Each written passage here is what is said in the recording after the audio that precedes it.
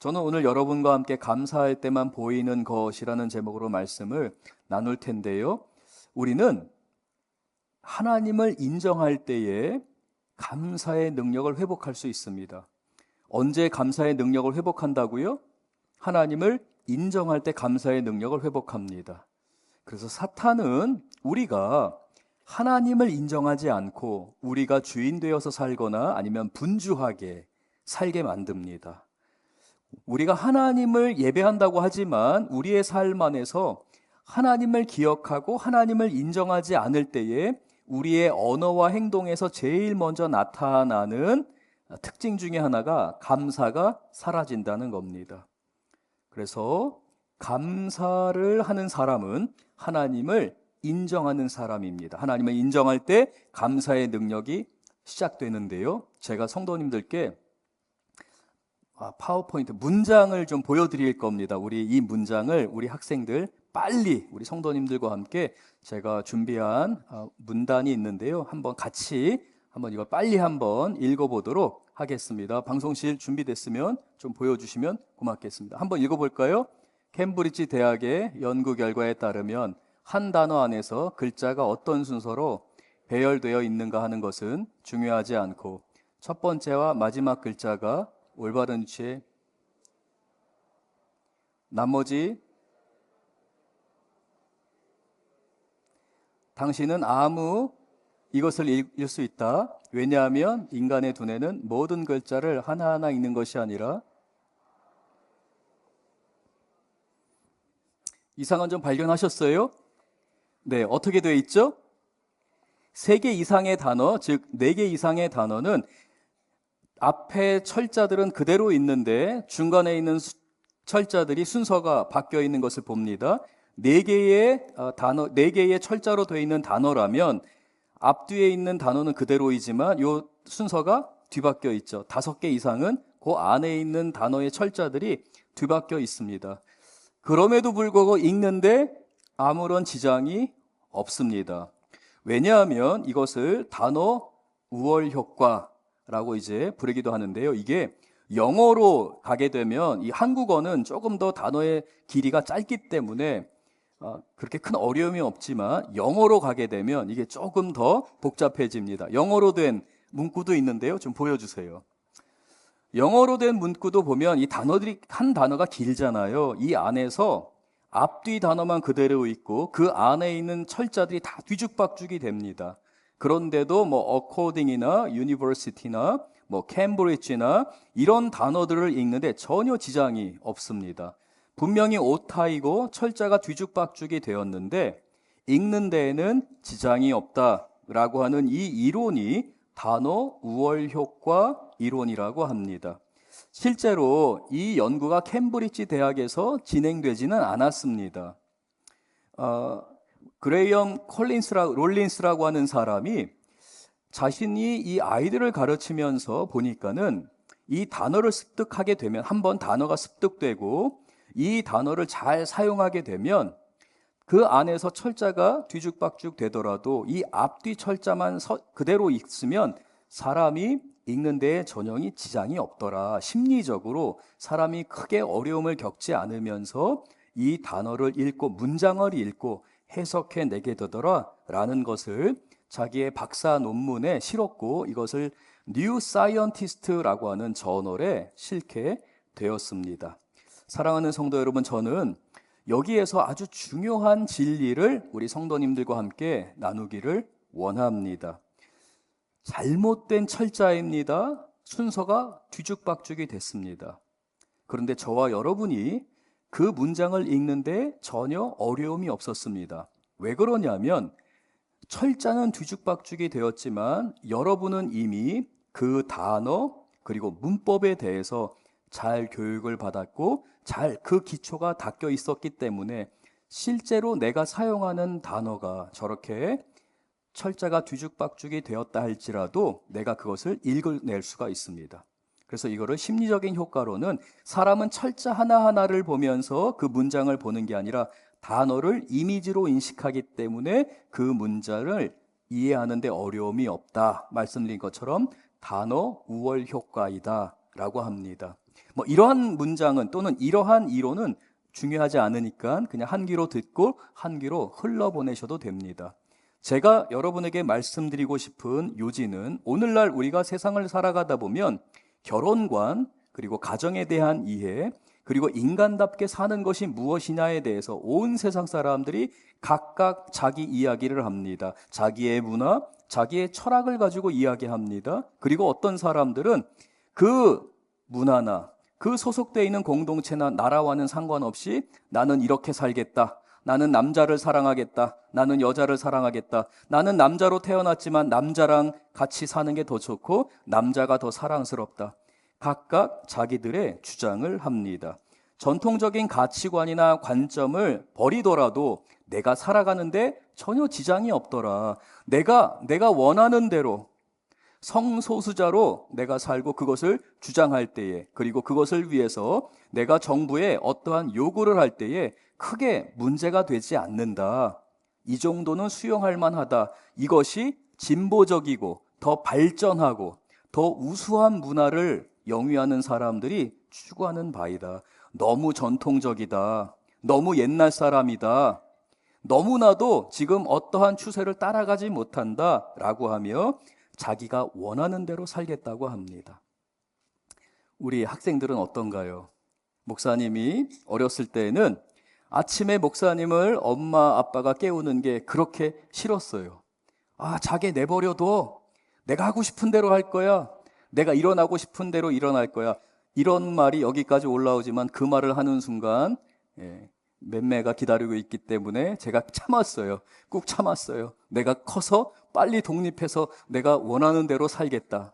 부모님이 억압하고 부모님이 제시하는 삶의 기준과 삶의 모습들이 왠지 나를 억압하는 것 같았어요. 그래서 내가 원하는 대로 사는 게 목사님의 꿈이었어요. 그렇게 내가 원하는 대로 살아도 아무 지장 없더라. 아무렇게나 살아도 괜찮더라. 크게 다른 사람에게 지장만 주지 않으면 되지 않겠는가라는 생각들이 있었습니다. 성경적인 가치관이든지 부모님들의 요구이든지 또는 전통이 요구하는 것이 있을 때 우리는 내가 원하는 대로 주장하고 이야기해도 괜찮다라는 착각 속에 살아간다는 것입니다. 마치 여러분에게 보여드렸던 것처럼 한 문장 안에서 그 철자가 뒤죽박죽이 되더라도 그것을 읽는 데 지장이 없으니까 난 아무렇게나 글씨를 쓸 거다. 내가 아무렇게나 뒤죽박죽 써더라도 읽는 사람이 읽어야 된다. 읽는 데 지장 없다. 의사소통하는 데 지장이 없다라고 주장하는 것과 같습니다. 수많은 철학 교리들, 이단의 교리들이 그렇습니다. 각자 원하는 대로 살아라. 원하는 대로 주장해봐라 라고 합니다. 그러면서 심지어는 하나님을 모독하기도 합니다. 기독교의 신앙을 업신 여기기도 합니다. 하나님 없이도 얼마든지 살 수 있다라고 주장하기도 합니다. 그럴듯해 보이고 그렇게 살아도 되는가? 라고 생각됩니다. 그 이유는 그들이 그렇게 주장하더라도 이 사회가 무너지지 않는 이유는 그렇게 각자가 자기 원하는 대로 살고 자기 주장을 함에도 불구하고 이 사회가 지탱되는 그 이유는 하나님이 이 세상을 만드셨고 이 세상을 견고하게 창조하시고 운행하시기 때문에 그렇습니다. 견고한 문법 체계와 단어가 있기 때문에 아무리 엉망진창으로 뒤죽박죽으로 그 단어를 철자를 뒤섞다 할지라도 그것이 통용되는 이유는 견고한 그 단어의 체계와 문법이 자리 잡고 있기 때문에 그런 것처럼 하나님께서 이 세상을 견고하게 만드셨기 때문에 오늘날 우리가 흔히 이야기하는 포스트 모던이나 현대주의나 또는 각자 자기가 원하는 대로 살아야 한다는 이 개인주의가 팽배한 세상 가운데서 하나님이 이 세상을 지탱해주고 계십니다. 오래 참아주고 계시다는 겁니다. 우리 하나님은 세상을 창조하셨습니다. 보호하십니다. 그리고 지키십니다. 그리고 하나님은 선하게 운행하고 계십니다. 그래서 방자한 인간들은 자기가 원하는 것을 주장합니다. 성적인 부분에 있어서나 윤리적인 부분에 있어서나 자기가 살고 싶은 대로 사는 것을 함부로 주장하기도 하고 그렇다 할지라도 이 세상 사는데 아무 지장 없다라고 말합니다. 그러나 사랑하는 성도 여러분, 그렇게 자기 주장을 하게 되는 사람들의 결말이 있습니다. 그것은 바로 불안과 불평과 원망이라는 것입니다. 우리는 흔히 내가 이렇게 살더라도, 마음대로 살더라도 아무 지장이 없어 라고 하지만, 우리 사랑하는 우리 주일학교, 우리 석천제일교회 미래 여러분, 목사님이 만약에 부모님이 이제 일어나 학교 가야 돼, 공부해야 돼 라고 하는데, 아 싫어, 내가 원하는 때 일어날 거야, 내가 학교 가고 싶을 때 갈 거야 라고 했으면 목사님의 삶이 행복했을까요? 행복하지 않은 걸 강요하는 건가요? 목사님 저 아직 그렇게 안 살아봐서 몰라요, 뭐 이런 거예요?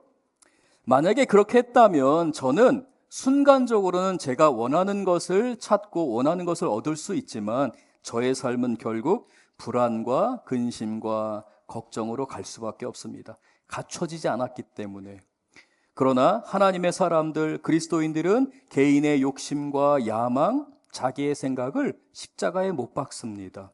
그래서 아무것도 없는 자가 같습니다. 그러나 이 그리스도인들로 인해서 이 세상은 살만한 세상이 됩니다. 그리스도인들이, 그리고 하나님의 사람들이, 하나님을 두려워하는 사람들이 하나님께서 원하시는 것, 하나님께서 기뻐하시는 것을 위해 그 자리에서 충성하기 때문에 이 세상이 지탱되고 이 세상이 살만한 세상이 되는 것입니다. 그래서 하나님은 우리를 세상의 빛과 소금이라고 말씀하십니다. 그러므로 성도 여러분, 세상이 죄악의 길로 가는 것은 당연합니다. 그것을 보면서 불안해하거나 원망 가운데 있거나 또는 여러분 스스로가 그 가운데서 좌절 가운데 계셔서는 안 됩니다. 세상은 그렇게 죄악으로 흘러가는 곳입니다. 뒤죽박죽이 됩니다. 각자가 원하는 것을 이야기하기 때문에 그 안에서 그들은 서로가 그렇게 다투게 됩니다. 마치 그렇게 사는 것이 행복한 것처럼 이야기합니다. 그러나 우리 그리스도인들은 깨닫게 되죠.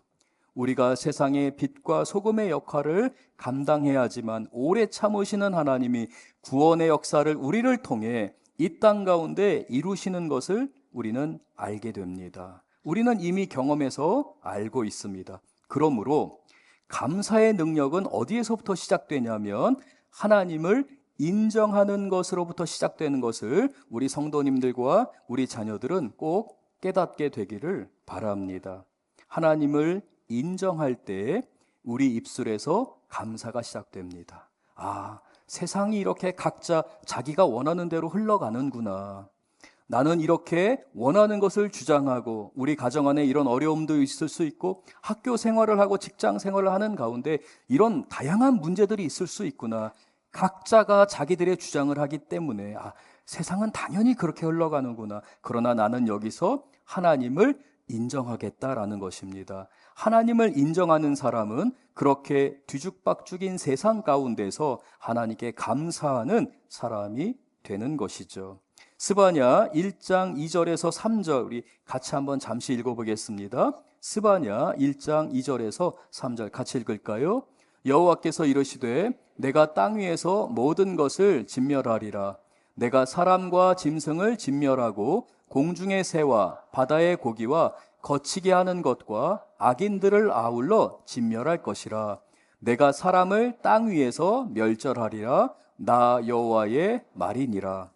하나님께서 스바냐 선지자를 통해서 이 남유다의 므낫세라고 하는 아주 악한 왕이 있었는데 이 왕은 온 나라를 각각 자기가 원하는 대로 살도록 내버려 두었어요. 물질이 전부라고 이야기하고 강한 자만이 그 가운데서 영광을 받아야 한다고 이야기하면서 가난한 사람들, 약한 사람들을 돕지 않고 그들을 착취하면서 나라를 그렇게 이끌어 가게 됩니다. 그러자 사람들의 윤리의식이 철저히 무너지게 됩니다. 남자가 남자를 좋아하는 일들이 있고요. 여자가 여자를 좋아하는 것에 대해서 아무런 거리낌 없이 사람들은 성적인 그런 문란함 가운데 살게 됩니다. 이방 종교의 영향으로 말미암아서 온갖 음란한 일들이 그 나라에 가득하게 되었습니다. 동성애와 간음과 자기가 조금 성공했다고, 돈이 있다고, 아내가 아닌 다른 여자와 만나면서 외도를 하는 것에 대해서 전혀 부끄러워하지 않는 사회로 전락해버리고 말았습니다. 하나님께서는 이 남유다를 바라보시면서 윤리가 무너지고, 특별히 이 무너진 윤리 안에서 하나님의 종들이 빛과 소금의 역할을 감당해야 되는데 그 종들이 힘을 잃어가는 것을 안타깝게 여기십니다. 제사장들과 레위인들은 하나님 말씀으로 그들을 살려야 했습니다. 회복시켜야 했습니다. 그런데 오늘날 목회자에 해당하는 이 제사장과 레위인들이 하나님 말씀을 읽지 않았습니다. 하나님 말씀에 순종하지 않았습니다. 하나님은 어디에서 소망을 봐야 하는가라고 할 때에 스바냐 선지자를 통해서 2절과 3절 말씀과 같이 내가 이 나라를 멸절시키리라, 내가 남유다를 망하게 하리라 라고 선언을 하신 것입니다. 다시 한번 제가 읽겠습니다. 2절입니다. 여호와께서 이르시되 내가 땅 위에서 모든 것을 멸절하리라. 악한 사람들로 인해서 그 땅이 멸망을 당하게 되는데요, 3절을 보면 내가 사람과 짐승을 진멸하고, 악한 사람들 때문에 짐승들까지도 죽임을 당하게 됩니다. 공중의 새와 바다의 고기들, 악인들로 인해서 그 모든 것들을 하나님이 진멸하시겠다라고 말합니다. 스바냐 선지자는 왕족이었습니다. 히스기야가 그의 고조부 할아버지였습니다. 고조 할아버지가 히스기야 왕이었습니다. 왕족 출신이었습니다. 그러나 그는 무력감을 느끼게 됩니다. 내가 아무리 왕족 출신이고 하나님의 말씀을 사랑하지만 이 나라에 내가 선한 영향력을 끼칠 수 없구나. 그는 좌절합니다. 절망 가운데 있을 수밖에 없습니다. 그때 하나님께서 히스기야에게 말씀하십니다. 스바냐에게 말씀하십니다. 스바냐야, 너는 하나님을 인정하는 것으로부터 시작하라. 하나님을 바라봐라. 너의 하나님 여호와가 너와 함께 있는 것을 인정하라. 그러면서 하나님께서는 이 스바냐에게 2장 1절에서 3절의 말씀으로 또 다른 계시의 말씀을 주십니다. 우리 2장 1절에서 3절을 같이 한번 읽겠습니다. 수치를 모르는 백성아 모일지어다 모일지어다. 여기서 이 수치를 모르는 백성은 악인들을 말합니다. 죄악된 남유다 사람들, 이스라엘 백성들을 말하는데 모일지어다 모일지어다라는 이 말은 하나님 앞에 나와서 예배하고 회개할지어다라는 말입니다. 각자 흩어져서 각자가 원하는 길로 각자가 원하는 것을 주장하지 말고 하나님 안으로 오라. 그 하나님 앞에 나와서 주님을 바라보라. 진리의 말씀에 굳건히 서라 라고 하며 2절 또 같이 한번 읽겠습니다. 명령이 시행되는 날이 겨같이 지나기 전, 여호와의 진노가 너희에게 내리기 전, 여호와의 분노의 날이 너희에게 이르기 전에 그리할지어다. 하나님이 지금 심판하시는데 스바냐를 통해서 회개의 말씀을 전하시면서 지금도 늦지 않았다. 그러나 임박해 있다. 하나님이 너에게 말씀하실 때에 지금 급히 나와서 주님 앞에 모이며 하나님 앞에 회개하라 라는 것입니다. 이제 하나님의 심판이 다가오고 있다라는 것이죠. 3절을 같이 읽겠습니다. 여호와의 규례를 지키는 세상의 모든 겸손한 자들아, 너희는 여호와를 찾으며 공의와 겸손을 구하라. 너희가 혹시 여호와의 분노의 날에 숨김을 얻으리라. 지금 이제 하나님은 결정하셨습니다. 이 이스라엘을, 이 남유다를 멸망시키기로 결정하신 겁니다. 이것을 하나님의 분노의 날이다 라고 말합니다. 그러나 이 분노의 날이 임하기 전에 회개하며 스스로 돌이켜서 주님 앞에 나온 사람들을 하나님이 뭐라고 부르시냐면 3절에 여호와의 규례를 지키는 세상의 모든 겸손한 자들아. 세상의 빛과 소금이 되려는 자들, 세상을 바라보면서 이렇게 살면 안 되는데 각자 자기의 주장을 하고 각자 자기가 옳다고 하지만 나는 하나님을 신뢰해야 하는데, 나는 주님을 바라봐야 하는데 라고 하는 주님의 사람들을 겸손한 자들, 세상에서 모든 겸손한 자들이라고 말씀합니다. 그러면서 이러한 사람들은 하나님의 진노의 날에 하나님이 구원하실 것이다, 하나님이 보호하실 것이다 라고 말씀합니다. 사랑하는 성도 여러분, 하나님의 나라는 이와 같이 겸손한 자들의 것입니다. 하나님의 나라는 이와 같이 하나님을 인정하는 자들의 나라입니다. 우리 사랑하는 자녀들, 우리 선생님과 부모님들은 지난 3주 동안 여러분을 위해서 기도문을 매일마다 읽으면서 여러분을 축복하며 기도했습니다.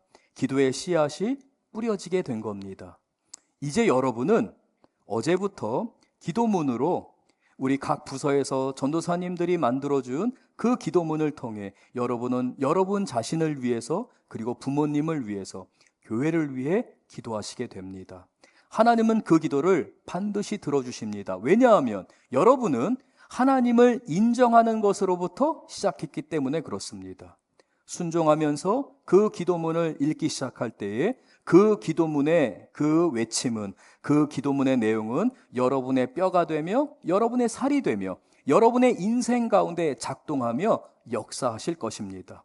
왜냐하면 여러분의 그 기도는, 여러분의 그 간구는 하나님을 인정하는 간구였기 때문에 하나님께서 감사의 능력을 여러분의 삶 안에 허락하신다는 겁니다.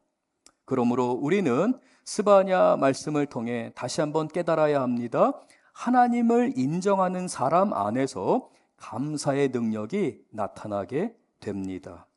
그래서 하나님은 이 스바냐를 통해서 저주 가운데 있고 멸망을 당하는 이스라엘 그 남유다 땅, 죄악으로 가득하고 그 죄의 악취가 만연하여서 하나님이 도저히 함께 할 수 없는 그 죄악된 땅을 바라보시면서 스바냐를 통해서 3장 17절에 하나님이 이렇게 말씀하십니다. 우리 같이 한번 읽겠습니다. 3장 17절.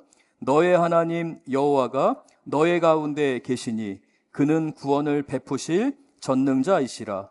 그가 너로 말미암아 기쁨을 이기지 못하시며 너를 잠잠히 사랑하시며 너로 말미암아 즐거이 부르며 기뻐하시리라 하리라. 감사할 수 있는 사람, 하나님을 인정하는 사람은 숨겨져 있는 잠재력을 보게 됩니다. 겉으로 드러나는 수만 가지의 문제가 아니라 내 안에 역사하고 있는 그 하나님의 선한 역사와 섭리를 볼 수 있게 됩니다. 감사하는 사람만이 볼 수 있습니다. 죄악으로 가득합니다. 어느 누구도 만지려고 하지 않습니다. 어느 누구도 그 땅으로 들어가려고 하지 않습니다. 거기는 죄악의 악취가 풍기는 곳입니다. 거기에 들어가면 도적질을 당할 수밖에 없습니다. 거기에는 인신매매가 있습니다. 사람들을 잡아갑니다. 죽이려고 하는 악한 땅입니다. 마땅히 하늘로부터 불이 내려서 그 땅을 진멸해야 합니다. 죄인들을 모두 하나님이 벌하셔야만 하는 땅입니다. 그러나 스바냐 3장 17절은 말씀합니다. 그러한 죄악된 땅을 향해서 너의 하나님 여호와가 너희와 함께 계시니라. 너희 하나님 여호와가 너희 가운데 계시니, 바로 예수 그리스도가 저와 여러분에게 오셨습니다. 하나님은 우리를, 죄악된 우리를 바라보시면서 우리의 삶을 불쌍히 여기셨고 하나님의 창조의 목적을 이루시고자 예수 그리스도를 우리에게 보내셨고 예수 그리스도가 우리를 위해 죽으시고 부활하셨습니다. 그 하나님이 저와 여러분에게 함께 하십니다. 그 하나님이 여러분의 가정과 일터 가운데 함께 하십니다. 그 하나님이 지금 우리와 함께 하십니다. 하나님은 우리 예배의 주인공이십니다. 하나님은 지금도 여러분과 저의 마음을 살피고 계십니다. 진정 우리가 하나님을 바라보고 있는가? 하나님을 인정하고 있는가? 하나님께 감사하고 있는가? 지금 이 시간 저와 여러분이 하나님을 인정하고 하나님께 감사할 때에 우리에게는 감사하는 사람만이 볼 수 있는 잠재력, 숨겨진 가능성이 우리에게 보입니다. 우리 교회를 향하신 하나님의 가능성과 잠재력, 우리 사랑하는 아이들을 향한 하나님의 가능성과 잠재력, 우리의 실력, 우리의 노력, 내가 가지고 있는 것, 그것이 아니라 하나님이 나를 지으셨기 때문에 하나님이 나와 함께 하시기 때문에 하나님만이 주실 수 있는 것을 여러분 감사하는, 하나님을 인정하는 여러분을 통해서 보게 하실 줄로 믿습니다. 사랑하는 성도 여러분, 우리는 자녀들을 위해 기도합니다. 그것은 바로 우리가 하나님을 인정하고 하나님을 알기 때문에 그렇습니다. 우리의 노력, 우리의 잠재력, 부모가 다 해줄게, 내가 너희들 다 감싸줄게, 내가 너희의 길을 닦아줄게가 아니라 우리는 우리 아이들을 격려합니다. 너희들은 할 수 있어. 엄마 아빠가 기도해 줄게. 교회 목사님과 전도사님과 성도님들이 기도해 주고 계셔. 두려워하지 마. 실패를 걱정하지 마. 공부를 못해도 또는 공부를 잘해도 하나님은 너희들을 사랑하셔. 하나님은 너희들의 마음의 중심을 보셔. 라고 고백하는 우리 귀한 성도님들 되실 줄 믿습니다. 여러분, 알라스카 알아요? 알라스카? 알라스카는 아메리카 대륙의 제일 끝에 있는, 북극에서 굉장히 가까운 나라예요. 캐나다에서 러시아를 넘어가는 대륙에 있는 그러한 아주 큰 땅덩어리입니다. 우리 성도님들 알라스카 아시죠? 네. 모르셔도 지금은 안다고 해주셔야지 설교가 좀 빨리 끝납니다. 이 알라스카는 원래 러시아 제국의 땅이었습니다. 러시아의 소유였죠. 이 알라스카는 얼음덩어리 땅입니다. 이곳에는 원시림이 있고요. 3,000개가 넘는 강이 흐르고 있습니다. 300만 개의 호수가 있고요. 5,000개의 빙하와 빙산으로 구성이 되어 있습니다. 사람이 살기 거의 불가능한 땅이라고 할 수 있습니다. 1853년 러시아는 크림 전쟁으로 3년간 재정적인 위기를 겪게 됩니다. 그때 영국이 호시탐탐 이 알라스카를 노리고 있었습니다.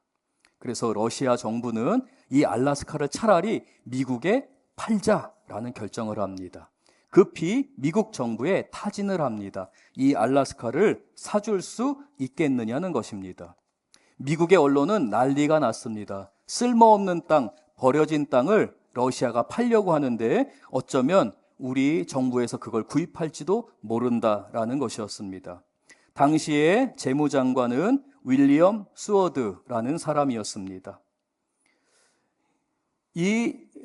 미국의 재무장관은 이 국무장관을 겸하고 있었는데요. 이 윌리엄 수워드가 그 땅을 사야 한다고 하면서 알라스카뿐만 아니라 그린란드까지도 우리가 사야만 합니다라고 이야기했습니다. 그러한 주장을 했습니다. 많은 사람들의 반대에 부딪혔지만 윌리엄 수워드는 720만 불에 그 알라스카 땅을 구입하게 되었습니다. 720만 불에 그 알라스카 땅을 구입하는데 30년이 채 되지 않아서 이 쓰레기 땅이라고 여겨졌던 이 땅이 황금알을 낳는 땅인 것이 밝혀지게 됩니다. 바로 엄청난 양의 금이 발견됐습니다. 720만 불의 땅을 구입을 했는데 거기에서 금만 3억 달러 이상, 그 당시 가치로 3억 달러 이상의 금이 발견이 된 것입니다. 그리고 몇 년이 지나지 않아서 어마어마한 양의 석유와 천연 자원이 무더기로 쏟아져 나오게 되었습니다. 이러한 상황에서 전 세계 세계 2차 대전의 소용돌이에 휘말리게 됩니다. 유럽에서는, 그리고 각 나라에서는 미국에게 참전을 요구하게 됩니다. 미국은 중립을 지키려고 합니다. 하지만 국제 정세 자체가 미국이 전쟁에 참여할 수밖에 없는 상황이었습니다. 거기에다가 일본의 헛발질이 있었죠. 진주만을 공격하면서 미국은 유럽과 태평양 지역에 있어서 양쪽의 세계 대전을 전부 다 감당해야 하는 상황이었습니다. 세계 역사에서 이러한 역사는 유례를 찾아볼 수가 없습니다. 유럽과 태평양에서 벌어지는 이 전쟁에 한 나라가 두 곳에서 전쟁을 감당한다? 쉽지 않습니다. 일단 군수물자를 조달하는 게 거의 불가능합니다. 그러나 미국이 어디를 샀습니까? 알라스카를 샀습니다. 거기에서 철강과 석유와 금이 쏟아져 나오기 때문에 군수물자를 조달하는데 문제가 없었습니다. 원활한 군수물자가 조달이 되었습니다. 오히려 패전국이었던 독일과 일본은 군수물자가 없어서 패망할 수밖에 없었습니다.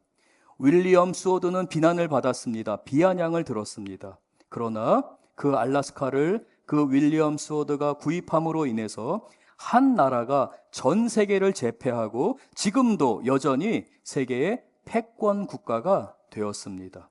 금이 쏟아져 나왔기 때문에 달러가 기축통화가 될 수 있었습니다. 한 사람의 선택이 한 나라의 운명을 바꾸었다고 할 수 있습니다. 그러나 그뿐만이 아니죠. 알래스카가 저 북극 태평양 저 위쪽에 자리를 잡고 있기 때문에 태평양뿐만 아니라 북극권 전체가 미국의 영향력 안에 들어오게 되었습니다. 이 수어들을 누가 발탁했냐면 바로 여러분이 잘 아시는 에이브러함 링컨이 바로 이 수어들을 국무장관으로 발탁한 사람입니다. 링컨은 어떤 사람입니까? 수많은 정적의 공격을 받았습니다. 살해의 위협을 받았습니다. 그러나 그는 기도하는 사람이었습니다. 한 번은 링컨이 이렇게 얘기했다고 합니다. 내가 저 사람만 없으면 좀 살겠다고. 누가 저 사람 좀 죽여주지 않을까? 아주 친한 사람이 그런 이야기를 딱 한 번 들었다고 합니다. 링컨은 한 번도 정적을 공격하거나 누군가가 나를 피해를 줄 때에 반격하거나 복수하지 않았다고 합니다. 오히려 그를 품어주었죠. 자기를 공격하는 사람일수록 더 가까이 두었습니다. 오히려 국무위원으로 발탁을 해서 정치에 참여하도록 공격하는 사람이 자기 주변으로 올 수 있도록 했던 사람입니다. 윌리엄 스워드는 바로 그 에이브러함 링컨을 옆에서 지켜봤습니다. 에이브러함 링컨이 암살을 당하기 전까지 윌리엄 스워드는 감사하는 사람에게 어떤 일이 벌어지는지를 보면서 지켜봤던 사람이고요. 감사하는 사람만이 볼 수 있는 통찰력을 윌리엄 스워드는 에이브러함 링컨과 함께 있으면서 그것을 볼 수 있었던 것이죠. 감사에는 엄청난 힘이 있습니다. 감사를 하는 사람은 선한 영향력을 끼칠 수 있습니다. 에이브러함 링컨이 윌리엄 스워드에게 영향을 끼쳤던 것처럼 저는 우리 교회에, 그리고 제가 그러한 목회자가 되길 원하고 우리 교회에 그러한 감사하는 사람들이 우리 교회에서 배출되기를 원합니다. 선한 영향력이 우리 성도님들을 통해서, 우리 장로님들을 통해서, 권사님, 집사님들을 통해서 우리 아이들에게 전해지고 이 감사의 능력으로 말미암아서 세상의 빛과 소금의 역할을 감당하는 우리 귀한 성도님들과 제가 되기를 원합니다. 빌립보서 4장 6절 오늘 본문 말씀인데요. 우리 같이 한번 읽어보겠습니다. 아무것도 염려하지 말고 다만 모든 일에 기도와 간구로 너희 구할 것을 감사함으로 하나님께 아뢰라. 사랑하는 성도 여러분, 우리 성도님들 가운데에는 극심한 어려움을 겪고 그 감사의 능력, 하나님을 인정할 때에 나에게 볼 수 없는 것을 보게 하셨던, 감춰져 있던 그 잠재력을 보게 하셨던 하나님의 은혜, 때로는 내가 그것을 깨닫지 못했지만 하나님을 인정하고 하나님께 감사할 때 하나님이 나를 선한 길로 인도하셨던 것을 경험한 성도님들도 계십니다. 그리고 어떤 성도님들 가운데는 지금 바로 그 선택의 기로 내가 원망하며 좌절하며 내가 원하는 대로 살 것이냐, 아니면 하나님을 인정하고 하나님 앞에 무릎을 꿇고 기도하면서 주님께 감사하며 살 것이냐, 이 선택의 기로에 있는 우리 성도님들도 계시리라 믿습니다. 사랑하는 성도 여러분, 고난이 여러분에게 다가올 때에 당연한 것으로 여기시는 우리 귀한 성도님들 되시기를 바랍니다. 내가 당황하거나 내가 위축되는 것이 아니라 나는 그리스도인이기 때문에 하나님, 제가 이제 어려운 일을 겪게 됩니다. 힘든 시간의 여정을 가게 됩니다. 그러나 나는 아무것도 염려하지 않고 다만 모든 일에 기도와 간구로 저의 구할 것을 하나님께 아뢰어 드리겠습니다. 고백하는 저와 여러분 되실 줄 믿습니다. 감사에는 강력한 능력이 있습니다. 우리는 이제 성도님들께 오늘부터 이 감사 노트를 나누어 드릴 것입니다. 40일 감사 노트입니다. 여러분, 이 감사 노트는 여러분의 영적인 삶에 있어서, 인생에 있어서 굉장히 큰 재산이 될 것입니다. 여러분이 여기에 감사했던 것, 하나님, 내가 이런 어려운 일을 겪게 하신 것 감사. 하나님, 제가 수능에서 이렇게 힘든 시간을 보내게 하신 것 감사. 우리 고3 학생들, 우리 수능 학생들, 이런 말해서 죄송하지만 잘 본 학생들도 있고 못 본 학생들도 있을 것입니다. 목사님도 그랬습니다.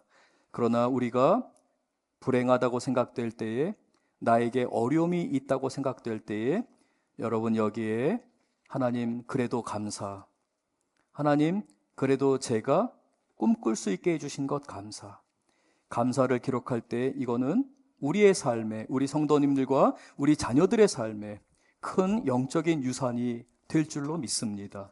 사랑하는 성도 여러분, 우리 옆에 분들을 좀 보시면서 이렇게 인사했으면 좋겠습니다. 감사에는 강력한 힘이 있습니다. 우리 한번 인사할까요? 우리 자녀들 좀 있다가 우리 함께 마지막 찬양할 때에, 설교 찬양하고 함께 할 때에 우리 성도님들은 우리 아이들을 위해 축복하며 기도하길 원합니다. 우리 아이들의 삶에 이러한 감사의 강력한 능력이 나타나서 하나님께서 우리 아이들을 린컨과 같이, 윌리엄 스워드와 같이 이 나라를 부강하게 하고 하나님의 나라를 위해 귀하게 쓰임받는 우리 자녀들 되도록 위해서 기도해 주시길 부탁드립니다. 우리 오늘 말씀을 기억하면서 우리 함께 찬양하기를 원합니다. 우리 아이들을 위해서 축복하면서 함께 기도하겠습니다. 우리 다 같이 함께 일어나실까요?